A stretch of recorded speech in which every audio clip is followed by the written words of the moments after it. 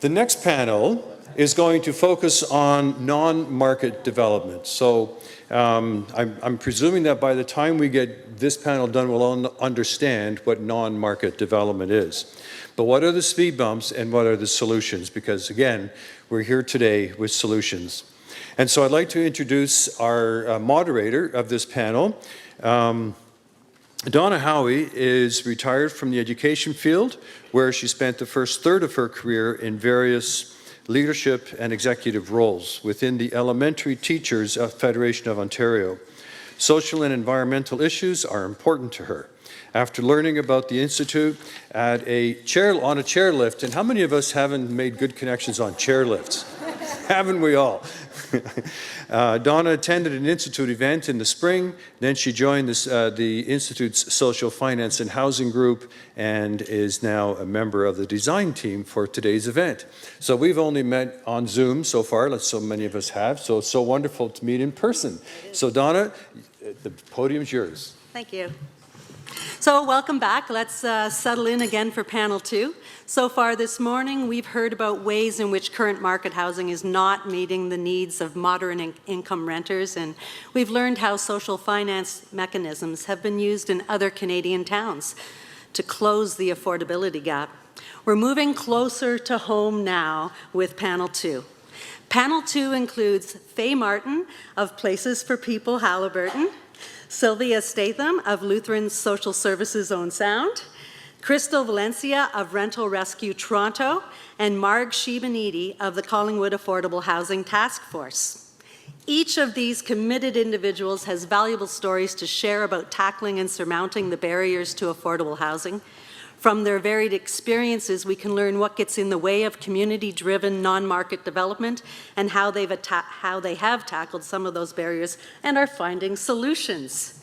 A reminder that there will be a Q&A at the conclusion of the panel, so please jot down any questions you may have and you can present them at that time. So first to speak on our panel is Faye Martin. Faye is currently the VP at Places for People, Haliburton. Places for People creates and manages quality, affordable rental housing in Haliburton County. Faye's career included several decades of social work with disadvantaged people, including the creation of a socially supported, affordable housing program for youth leaving child welfare care. Faye completed a PhD in social policy at Bristol University, UK, before moving to Haliburton County in 1997 as the founding executive director of a broad-spectrum children's service agency named Point in Time Centre for Children, Youth and Families. In that role, she became aware of housing as an orphaned issue, and when she retired in early 2007, Faye founded Places for People to address that gap. Please welcome Faye Martin. You can, or you can speak from there. Your choice. Whichever you're more comfortable, Faye. Why don't I come here, because then I don't have to do anything else. Absolutely. I'll give you the 1 minute mark. What? When you're Okay, 9 minutes, yeah. you'll hear my little piece. Okay, thank you. Well, thank you for having me here today, and thanks to Ashley for doing such a good introduction to community bonds, because I think the reason I'm here is that we have just completed our first community bond raise as of September. And so now you know all what it's about, and you can see how it fit into our community. I'm going to spend a little bit of time telling you about our community because you need to fit your bond to the community. So here tells you a little bit about us and then about Haliburton. So you've heard our mandate. It's to create and manage rental housing for Haliburton County for people of low and moderate income, and to create the conditions under which they thrive. So we do have an active support program. We incorporated in 2007. We got charitable status in 2008. We bought our first property in 2009. We became landlords in 2010, and we've since hosted 34 families. We've got 5 properties at present, comprising 12 units. They're scattered around each of the 4 townships that comprise the county. 7 of the units are subsidized rent. They tend to be family housing. The last 5 are market rent. They're in a 5-plex. The other ones are duplexes or single-family dwellings. The 5-plex is under one roof. The market, although it's market housing, it's still very affordable by community standards. We inherited 4 out of the 5 tenants that were there, so a lot of them had been there for a long while, and their rents were very low. I should have added another point on this slide to say that we are entirely volunteer-run and that we don't receive any government funding. In 2008, we began to have some funding or some staffing, and we haven't quite figured out how to do that right yet. So currently, we don't have any staff. Next slide, please. I wanted to show this for you so you know where we are geographically, but also so that you could see that we really are very rural. We do not have any urban centers in our 4,000 square kilometer county. We have 2 villages, about maybe 3,000-4,000 each. But most of the essential services that you need, we have to go to surrounding cities like Peterborough, Lindsay, Bracebridge, Huntsville, any of which is guaranteed to be at least 100 clicks from where you live. So transportation, which is always an issue in rural towns, is like totally important in Haliburton County. We have no internal public housing, public transportation, and there used to be once a week, once a day bus into Toronto, but since COVID it's now 3 times a week and it doesn't even go downtown. So it's pretty much useless. Anyway, a few demographics really quick. So we've got a permanent population of 20,400. We're cottage country, so we have a huge explosion during population in the season. We're the oldest demography in Ontario. We argue with Manitoulin Island about being the poorest. One of the reasons why is because 78% of our population are 1- and 2-person households. But also we have a really significant bimodal economic distribution, which is very common in seasonal recreational communities, as you well know here, I'm sure. 75% of our taxes, our land taxes, come from seasonal residences. So this poses a particular problem for our municipal politicians because the interests of seasonal people and of year-rounders are legitimately different, and the municipal politicians have to take them both into account. And so putting affordable housing into that mix is not easy. The other thing that's interesting is that we had rapid growth before COVID. I think we're the fastest growing small rural community before COVID, but during COVID, the increase was somewhere between 13 and 21% of our demography, depending whose numbers you use. We're not quite sure who they are yet, and some of them may not have stayed, but we do know that there's been a huge impact on who we are, and we need to figure out what the implications of that are for housing. One of the things we know is that there's been very much increased pressure on rental accommodations. We were always short on rental. Only 12% of our population live in rental. That's the last Stats Canada, the census data. And that's low for any place else, but it's a very bad fit with our economy, which is seasonal and recreational. So we know that the need for rental housing which was always dire, has now become even more so and broader. So next slide, please. So in 2018, we were very proud of what we'd accomplished, but we thought we were on a real slow boat to China and we needed to move more quickly. So we began to plan then to do new builds, multi-unit new builds of small units that were very energy efficient. All the stuff that Propolis talked about, we're there too. But we haven't done it yet. We've had 2 almosts where we got all up in gear to do a new development, and then it fell through for whatever reason. We have another proposition on the books currently in front of the tribunal, and we've learned not to count our chickens before they hatch. But if and when they hatch, we will more than double our housing stock. We'll add 16 units and a commercial space in one property, if and when it gets zoned and is gifted to us. Next. So one of the speed bumps, of course, is access to funds, and our solution to that was to do community bonds. This came very easily to us because we have always used local resources to address local need. So our traditional way of building, the way we built our 12 units, our 5 properties that we have, is that we would buy, we would renovate, we would rent, then we would fundraise and get donations so that we could bring the rent down to the point, the mortgage to the point where the rents maintained all of the expenses related to that property. And when it was financially self-sufficient, we then went on to acquiring the next property. And that worked really quite well, but it was slow.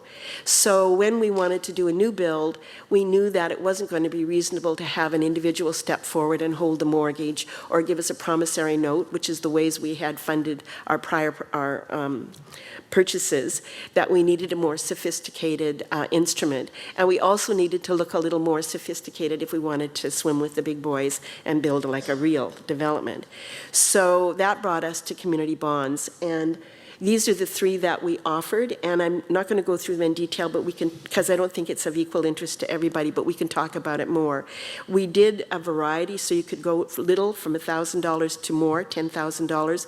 There's a variation in time. There's a variation in what return your money gets, and there's a variation in how that money comes back to you. So out of this, we raised, the goal was to raise $850,000. This was to consolidate our finances. So what happened was that our mortgage holders, basically, we bought out the mortgage and then they bought bonds, is mostly what happened, with very few exceptions. So we're really just refiguring our debt. And the 850,000 bonds are secured by 2 out of our 5 properties, which have a book value of $1.5 million and a probable market value of $2.5 million. So it's a very, very safe investment. And people were very interested. We started in the middle of July and we finished in the middle of September. So in about 9 weeks, we raised $850,000 from our community, which was blisteringly fast. We were exhausted because we were everywhere all the time, et cetera, for the whole summer. But it really paid off. And while it wasn't even a very sexy cause, right, it was just refiguring our debt, but it was really safe. And what it means is that the next time when we come back to the community for the new build, they're going to say, oh yeah, community bonds, we're real comfortable with that. Yeah, no problem. We don't have to sell the idea. We just have to sell the bonds next time. So we think this has laid a really good foundation going forward. Speed bump 2, the invisibility of housing in rural areas. Most rural housing or rural homelessness is hidden, and particularly in recreational communities, it can really be invisible. And so first we've spent a lot of time always convincing people that there is a housing problem in the county. We've always done advocacy, we've always done community education. We just exacerbated it during the fundraise. We very actively used our social capital. Our board is comprised of people who, among them, have tentacles into most corners of the county, and we energized that like crazy. And furthermore, we were working with Tapestry Community Capital, which is a not-for-profit that was created to help not-for-profits like us to use community bonds to meet whatever it is that their community needs. And Tapestry has been wonderful to work with. They got some money from CMHC specifically to help small rural communities with housing projects. And because we were further along, well, Propolis also, I think, used Tapestry. I'm almost certain they did. But so we've been, both of us, featured as examples of little communities that could do it. So we've had lots of exposure to, in the larger world, like investment people and that sort of thing. And it didn't help us sell many bonds, but what it did was it increased our credibility within the community because the outside community thought we were hot stuff. Anyway, so the irony. And really, very briefly, speed bump 3, conflicting values. Because of the diversity within our community, we are a sitting duck for NIMBYism. And 2 of our potential projects have really met strong NIMBY headwinds. But we think that community bonds is a way of building community, that you can say to people, not only does your money make money, but also it helps you make your community be what you want it to be. And that's been particularly easy post-COVID because a lot of our businesses have not been able to offer what they offer because they haven't got the staff, because the staff can't afford to live in the community anymore because the housing costs went so crazy during COVID. We've had to change our language somewhat. We've broadened our target.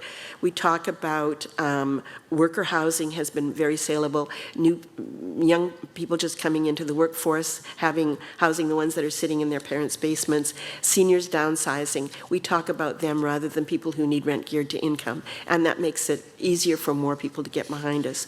We've also gotten really bold about asking businesses who need housing for their workers, who have the money to build that housing but don't want to be landlords. We say, why don't you buy it or build it, and then we'll manage it for you. And we've had a couple of interesting conversations, and I think there's some progress going to be made down that road in the near future. And then lastly, which seems a logical step for us, is we want to create probably a parallel social enterprise that will help fund the organization, because the operating budgets are so thin you can't put a line in that feeds the organization. And we're going to die of exhaustion if we don't get to a point where we can hire staff to help us do what we do.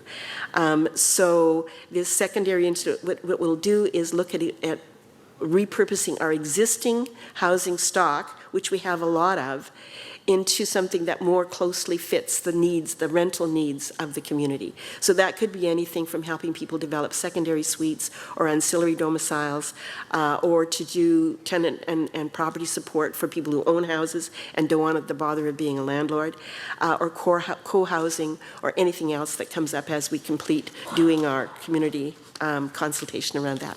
Okay, that's me.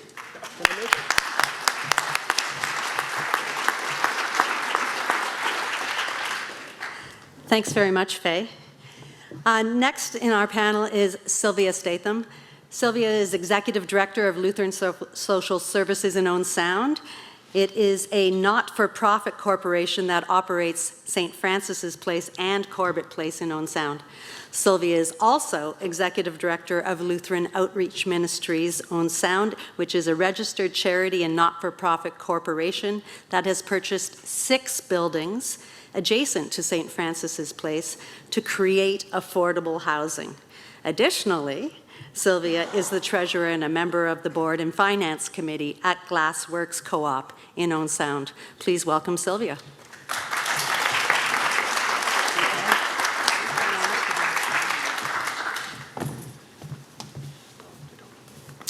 So we incorporated 35 years ago and built St. Francis Place, and it was so much easier then.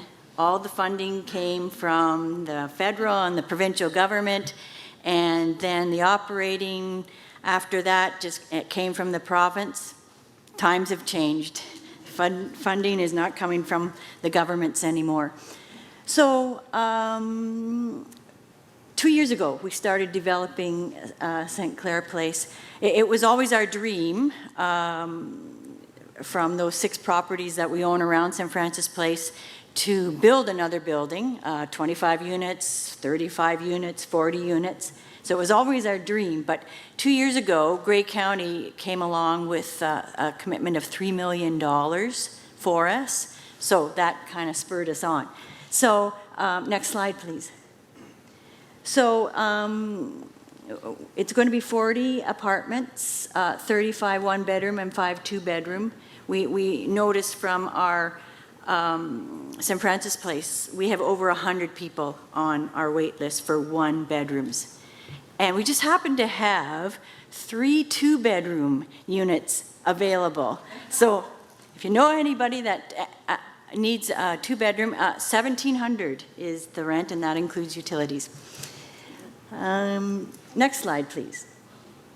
So that is what it's going to look like. St. Francis Place is just in the bottom corner there. Next slide. And that's another view of it. And then the next slide, please.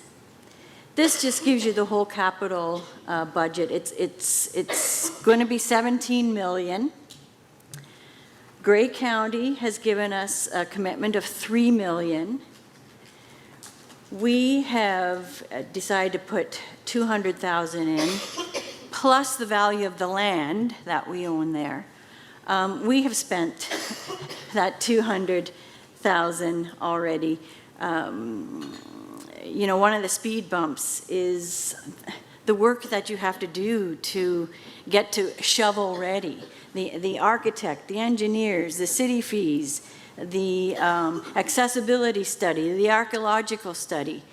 So we've done that. We've demolished a building, and we are currently just finishing up we had a little bit of cleanup to do on the site to get our record of site condition. So we're almost shovel ready, so that when the next round of government funding comes along, we'll be ready. So next slide, please. We did apply under the Rapid Housing Initiative, 3. We're waiting for 4 to come out. We didn't get it for 3. And rapid housing, exactly what the word rapid. We had to be ready to house people in 18 months. And next slide, please. And the Rapid Housing Initiative is at the very low core need people, seniors that their income is $15,000 a year, and all the units would have to be that.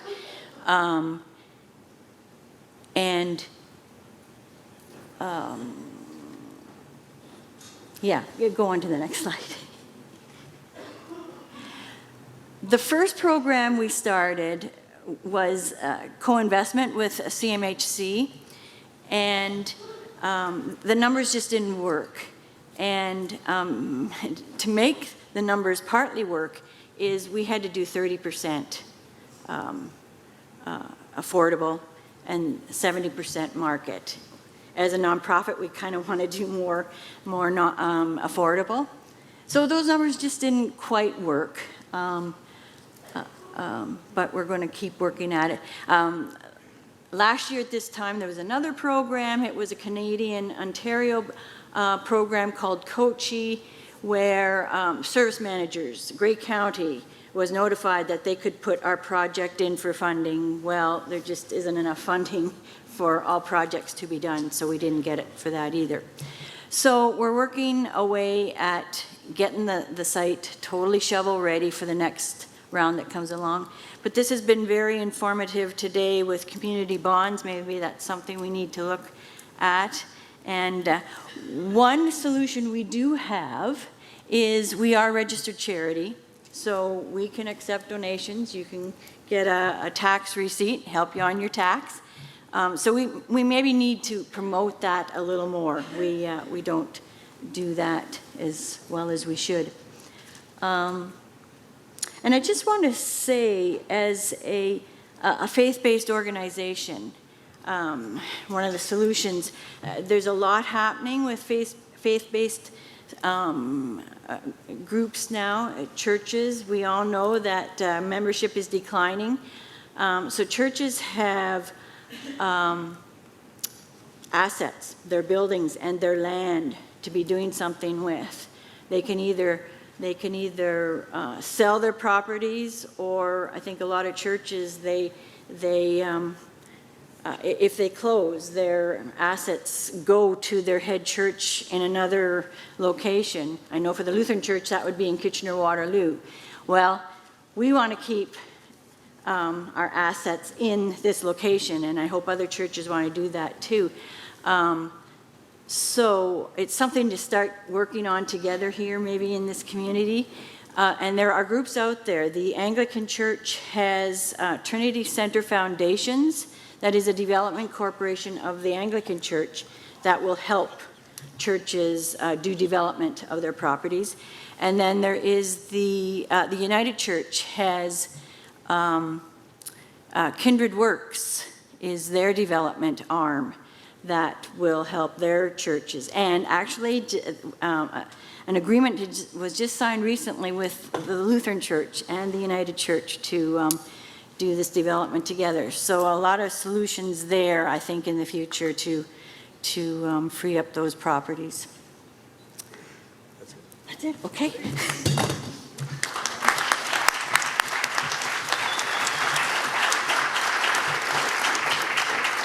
Thank you very much, Sylvia. Next on our panel is Crystal Valencia of Rental Rescue Toronto. Crystal Valencia is an experienced leader with a strong background in the charitable sector. She's a self-taught housing advocate who has successfully raised over $29.5 million. She was named one of Canada's 30 Young Impact Leaders by Future of Good and has been a part of speaking engagements, including several United Nations summits led by the Urban Economy Forum in partnership with United Nations Habitat. In 2023, Crystal founded Rental Rescue. It's a turnkey, collaborative, and scalable model that addresses the multidimensional aspects of affordable housing preservation. At its core, Rental Rescue offers a systemized approach to financial modeling, risk assessment tools, energy-efficient retrofitting, and an innovative pathway for transitioning housing ownership from for-profit to nonprofit entities alike. Please welcome Crystal.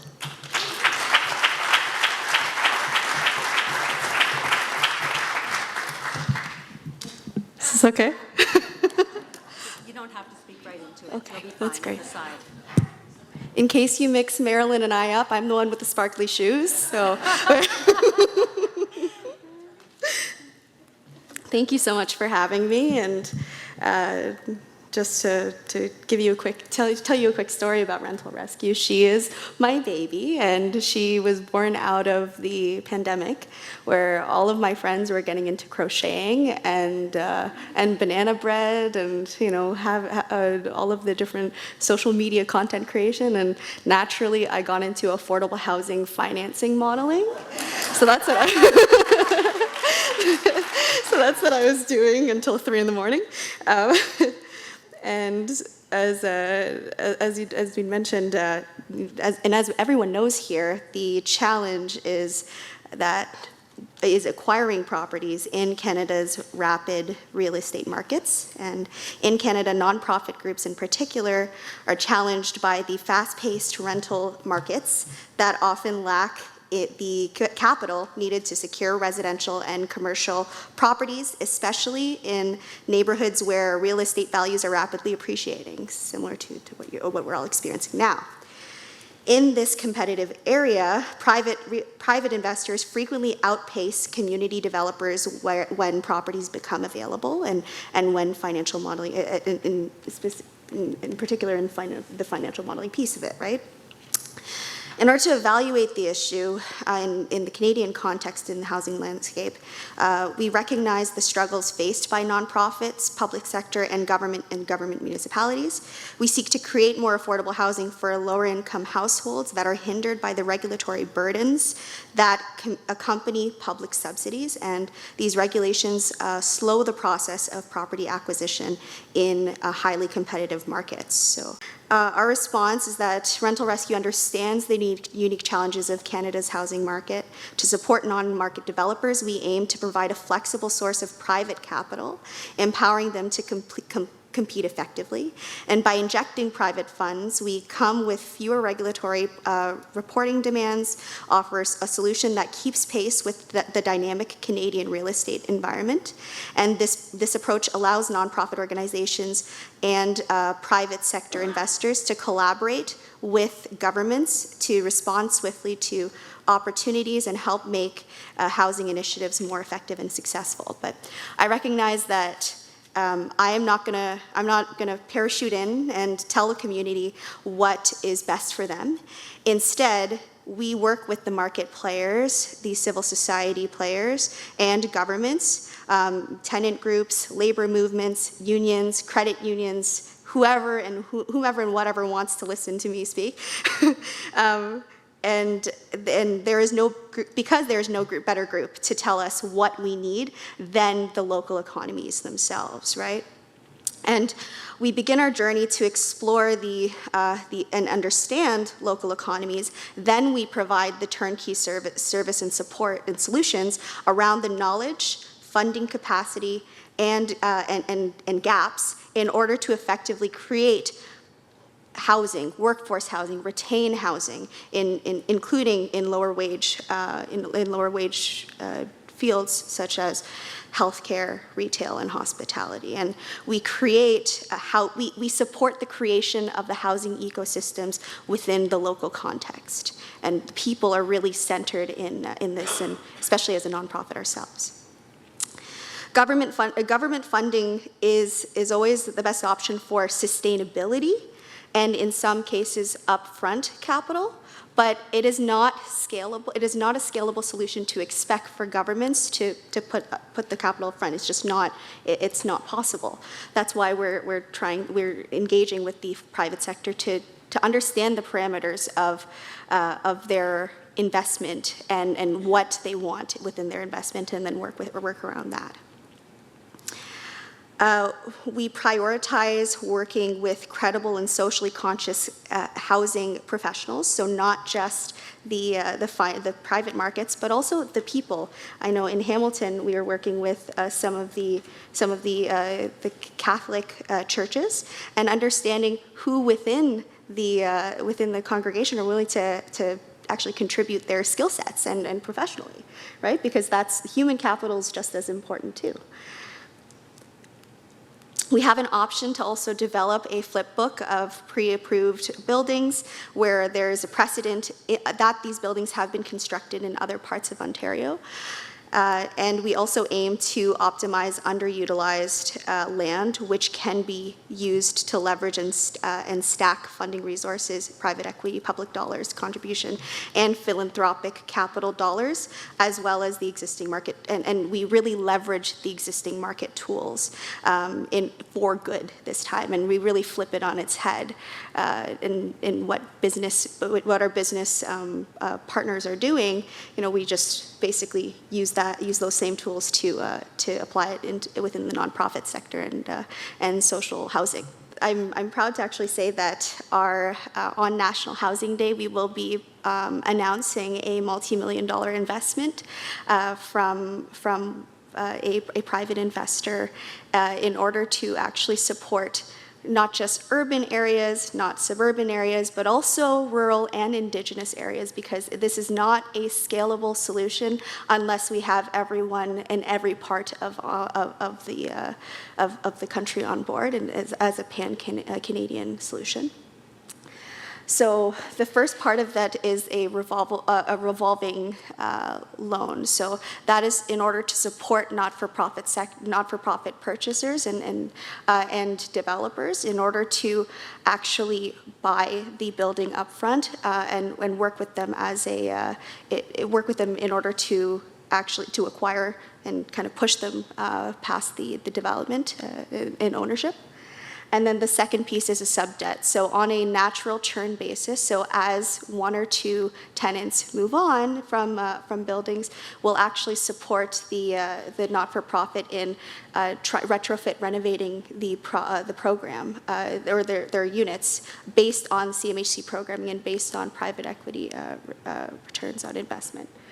And the outcomes here are that the short and midterm, it's a self-liquidating investment, impact investment. The nonprofits retain 100% of up to 100% of the upside. So I'm not doing this because I want to build my own asset portfolio. I'm doing this because it needs to be done at the end of the day. Thank you. And Rental Rescue is a self-sustaining services entity because we work with our for-profit and not-for-profit clients in order through transaction and management fees. So that's our kind of the basis of our modeling. And the next slide. So this is our small but mighty team of individuals. So I've founded the company, and then we have 3 interns from Rotman School of Management, where I work with the MBA, the second-year MBA students for sustainable business, and placing them in with not-for-profits. Ray Williams, National Bank, is the senior vice president of National Bank. He is on my, I want him to be my chair, but I don't know about it. He keeps saying no to me. And Bo Pellick, who is an instructor at Rotman as well. So if you have any questions, please, I will be here all day, and I'm actually going to be here until Monday. I've also posted on the website, there is a 15-minute call that you can schedule with me at any time, so that way we can have further discussions. And yeah, thank you very much for having me. I appreciate it. Thank you so much, Crystal. Thank you. And our fourth speaker on the panel may be familiar to many of you, Marg Shibanidi of the Collingwood Affordable Housing Task Force. Marg is a lifelong community activist and advocate for social justice. She is retired from a 32-year career as a local real estate broker. In 2020, Marg was a recipient of the Order of Collingwood for her community service. She was the inaugural chairperson of the South Georgian Bay Out of the Cold program and chaired the Regional Affordable Housing Task Force. Marg is a dedicated member of the Collingwood Affordable Housing Task Force, which advises council on matters pertaining to affordable housing. We look forward to hearing from her.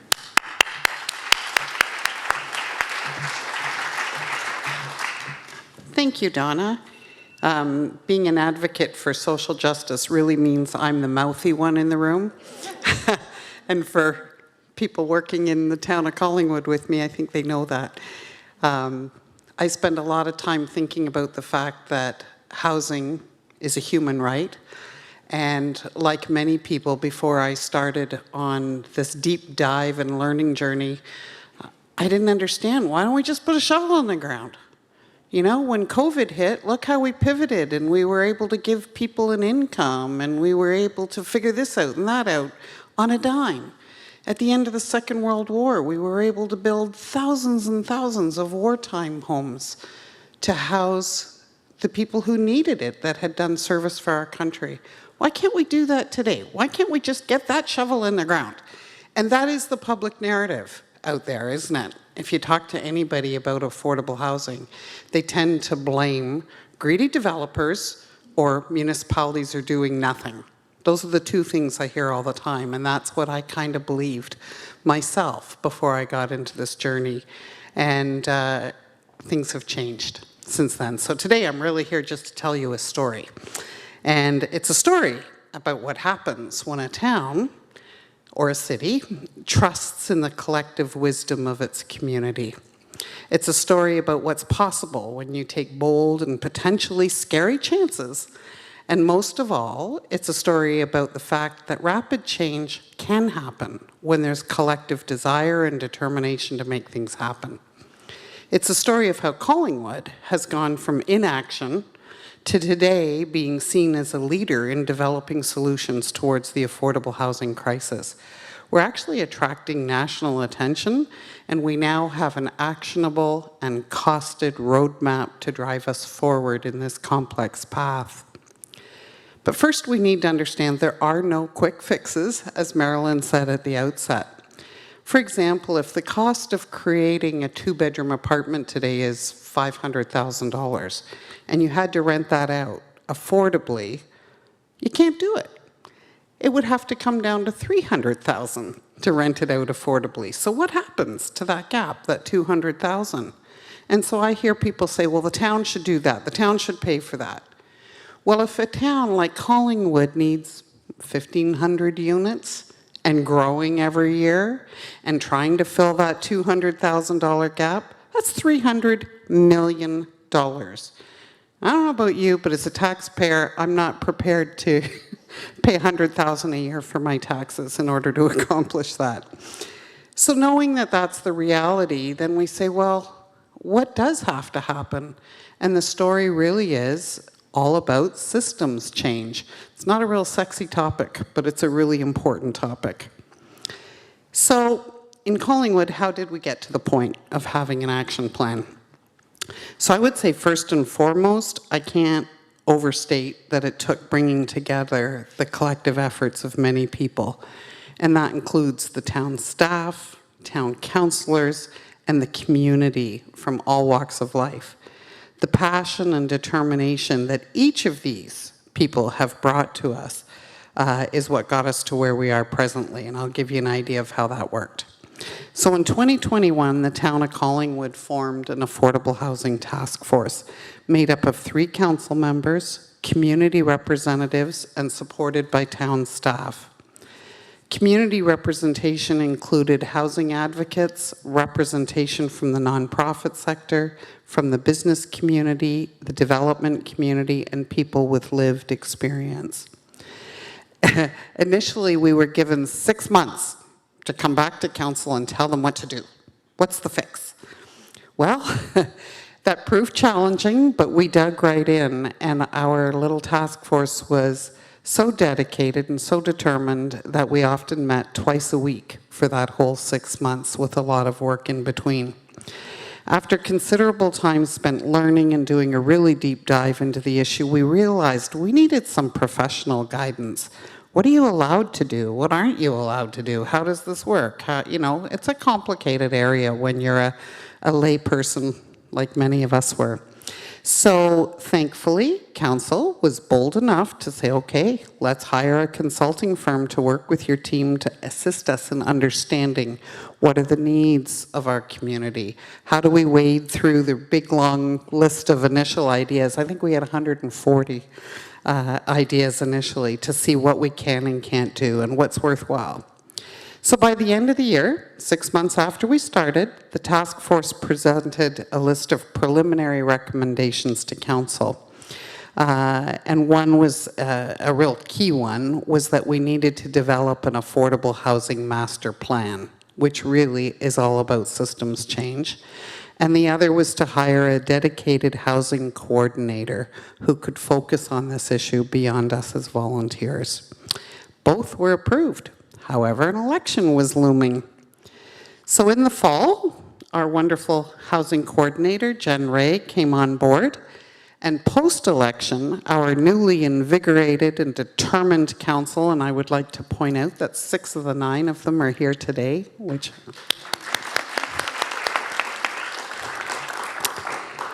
they reaffirmed the decision to proceed with a master plan that would lay out refined, costed, and prioritized recommendations, together with what tools we would need to implement the plan. In early 2023, NBLC consultants were retained to develop this master plan, with the task force being an elevated stakeholder in the process. So there were 4 stages to developing the plan, and the first was to update the local housing needs analysis. And I have to say, there were times when I felt like, why bother? Does it matter if we need 1,500 units or 2,500 units when we don't have 300 million? We just need to get that shovel in the ground. I still was stuck on that. But it is important to know, do you need 1-bedroom units, 2-bedroom units? What do you need to know? And I think one of the most telling things that we learned was, obviously, as you've heard many times today, the most pressing need in our community is for rental housing, but that renters earn, on average, across Canada, and it's true in Collingwood, 50% of what homeowners earn. So when you look at a number that says, well, the average median, or the median household income in your community is $72,000, for a renter household, that's $36,000. So again, understanding the need to determine what you need to be targeting to build is critically important. The second step was to develop some options, strategic directions. So the consultants came up and said, well, we can look in this area, this year, and went out to the public for consultation and feedback. So from that, they refined it and developed a preliminary action plan. And then the final stage was to prepare and present that master plan to council and the community. I think it's really, really important to understand that throughout the process, there were numerous public and stakeholder consultations in groups, in one-on-ones, that took place, making it truly a community-driven project that had significant influence on the outcome. The end result was the completion of this roadmap, and it was presented to Council just a few weeks ago, who have already acted on it and assigned dollars to us moving forward. The plan basically was divided into 4 categories, including policy, process, and regulatory changes needed, financial aspects of the plan, coordination, and advocacy. While there's really insufficient time today to review all of the recommendations, of which there are 27 kind of key areas, I just give you a few of the highlights that emerged. That the greatest need is for affordably built rental units. The need to eliminate single-family zoning and allow more densities in neighborhoods. I remember the first time I said that about 3 or 4 years ago publicly, that we needed to eliminate single-family zoning. I had to run for my life. Doesn't mean ban single-family zoning. It just means eliminating the restriction of which 70% of all residential properties in Canada are single-family zoning. Whew, there's bad use of land, but I could go on that one for a while. That we need to work towards having planning decisions faster, and of course the plan talks about ways in doing that. Enacting a rental replacement bylaw to preserve our existing rental stock. We lose in Canada 15 affordable units to every one that we build.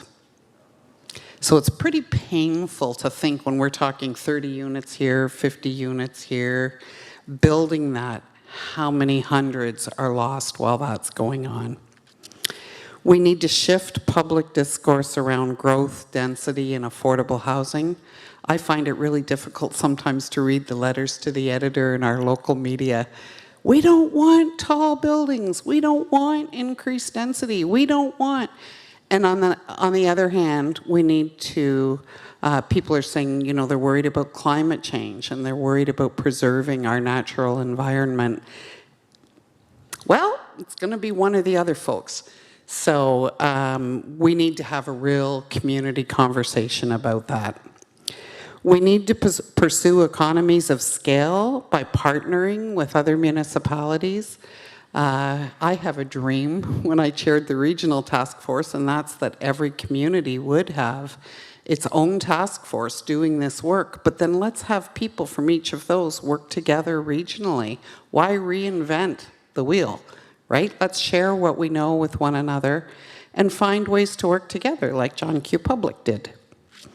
We need to treat the private and nonprofit sectors as partners in this journey. We need to explore the potential role of social finance opportunities. And I'm excited to say that Council has actually agreed to invest in the process of starting that in Collingwood. I suspect we're one of the first communities in the province that will be embarking on that journey. And leveraging the collective power of municipalities and advocacy. Obviously, we need to advocate to other levels of government about what our real needs are as opposed to the perceived needs. There are, of course, many other specific recommendations, and you can find the whole master plan online. But I think some of the key points to think about today are the power of community and the synergy that comes from bringing in voices from all perspective. Politicians don't have all the answers, town staff don't have all the answers, developers don't have all the answers. We all need to work together, not independently, to arrive at the answers. And I think we did that quite successfully. We need to ask ourselves, how can social financing tools help us in our specific communities? Something certainly relatively new, I think, in our learning in South Georgian Bay, and it seems hard to understand at first blush, but really it's not. We've all heard that term, buy local. That's a form of social finance. We all know about Habitat for Humanity, who utilize volunteers and community donations. That's social enterprise and social financing, community bonds, and impact investing, which we're hearing a lot more about in different sectors. These are all things that we need to talk about. Community land trusts are another area that it's a very old concept, but it's still kind of emerging in Canada. How do we take all these great ideas and put them together in something that will work? And that's what we're working on. What if we all had a task force in each community and then we shared that knowledge without having to reinvent the wheel? What if we worked together to create ideas and templates that we could all use in our respective municipalities? For those of you today, I have to ask, what's the story of your town? What bold strategies are you taking towards solving the affordable housing crisis of your community? If your story is that today there is no story, what's stopping you from writing the first chapter now? Be ready to trust, to act, and be bold in leading the way forward for your community. Thank you.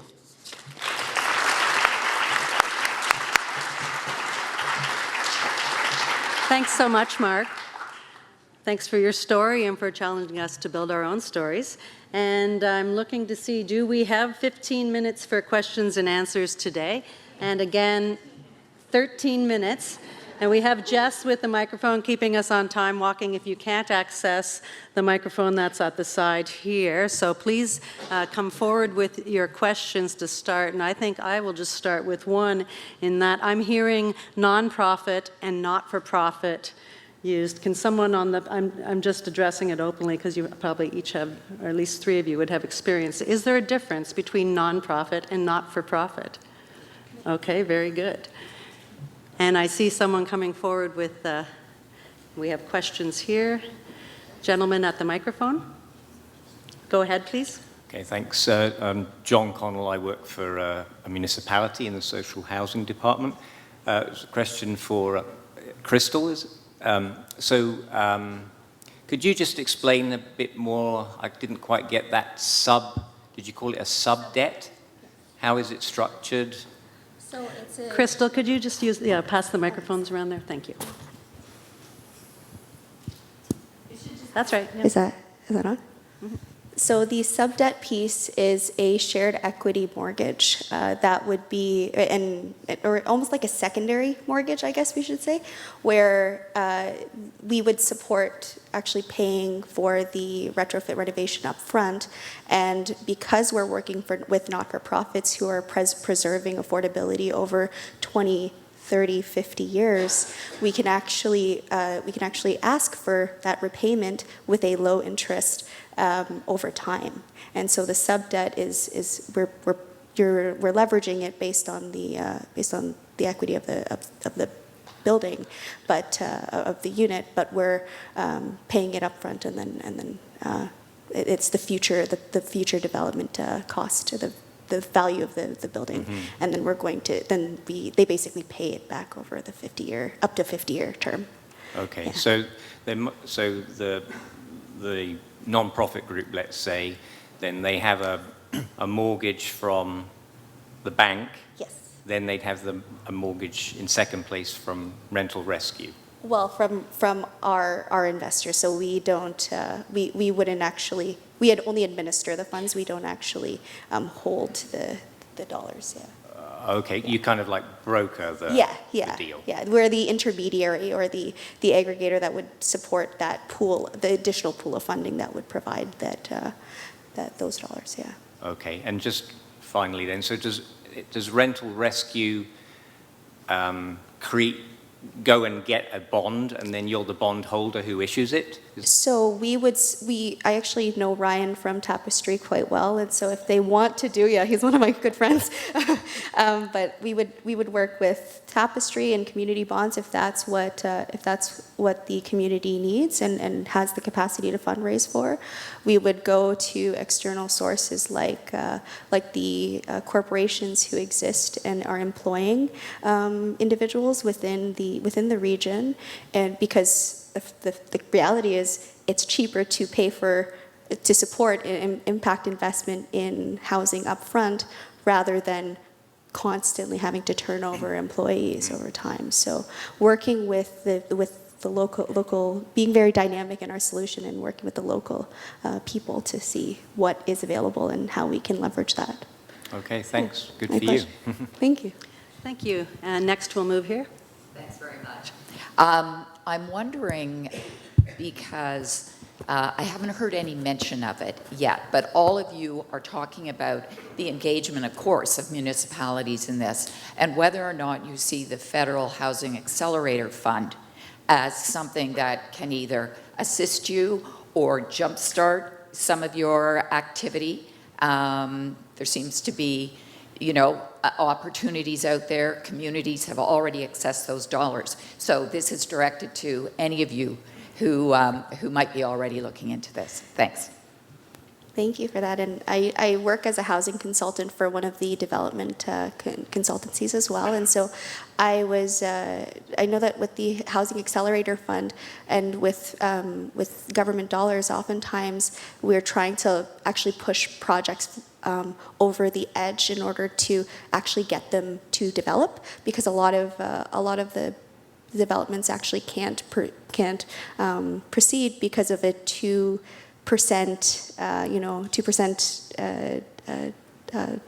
equity gap.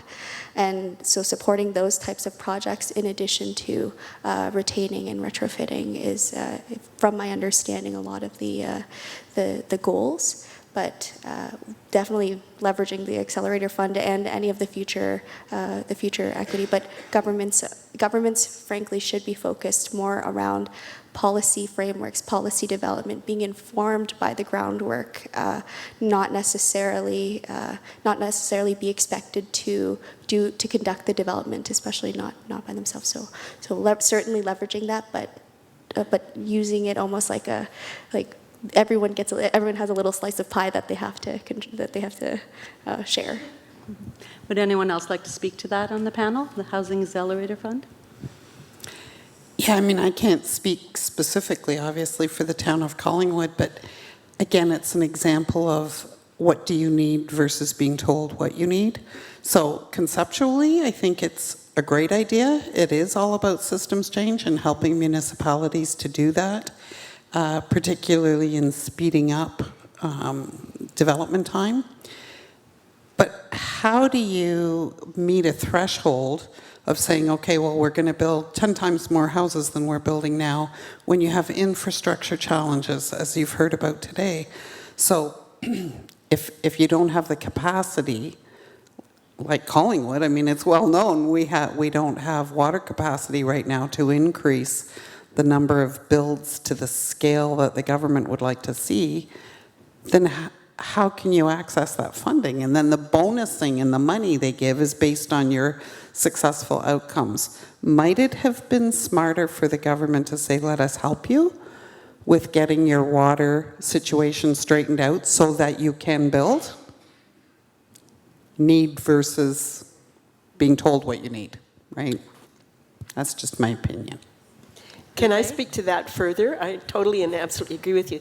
Yet there is the whole scale thing that if you're a small community, as we are, the government tends not to think about, they just can't see the diseconomy. They can't accommodate the diseconomies of your scale.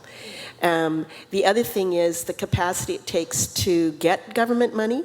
For every $5 you get, they want $50 worth of service, right? You spend a whole lot more time being accountable for the money you've been approved for but haven't yet received, even though you've already spent it, et cetera. So the government is very, very difficult to work with. And if I had my way, I'd never use government money. I'd always use private money, even if it was more expensive. I feel like we should talk.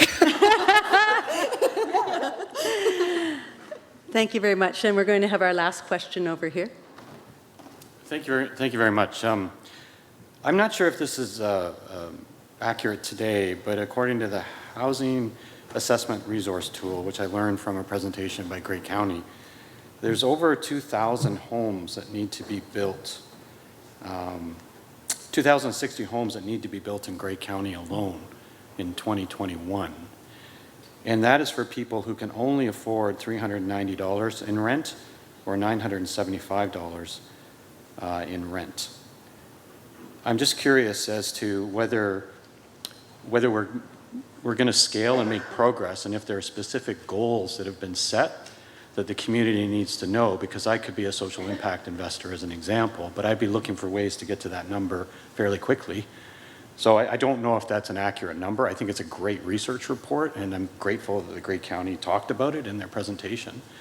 The other question was just a two-parter, is if I had to raise $400,000 or $500,000 in a month, and I know this sounds a bit like, hey, can you describe what War and Peace is like in 30 seconds or less? I get it, but I'm just curious if you gave guidance where you had to raise money pretty quickly, let's say within a month, can you give me any nuggets, or am I sort of crazy? Sorry if it's a hard question. Your first question, and Liz is back there. Liz might want to speak to it. Yes, there's a lot of low-income people that, and that's one of our challenges for Lutheran Social Services. I think we want to build that building that houses 40 people that can only pay rent of $390. And then your second question, to get money together, I didn't get a chance to speak about Glassworks, but in a very short time, we purchased a lovely property 3 years ago. The mortgage is up in February, and our members came together, and I think we're going to be able to replace that mortgage with the money that the members come up with. So it's just finding people in the community that are willing to get money together. So to address your first question, I have been, the first development that I ever worked on was during COVID, and it was a 12-unit building in a rural area of the GTA, and we had 5 units of it was for single mother-led households, 2 bedrooms minimum, and then the remainder were 1 bedroom and bachelors for seniors in accessible units.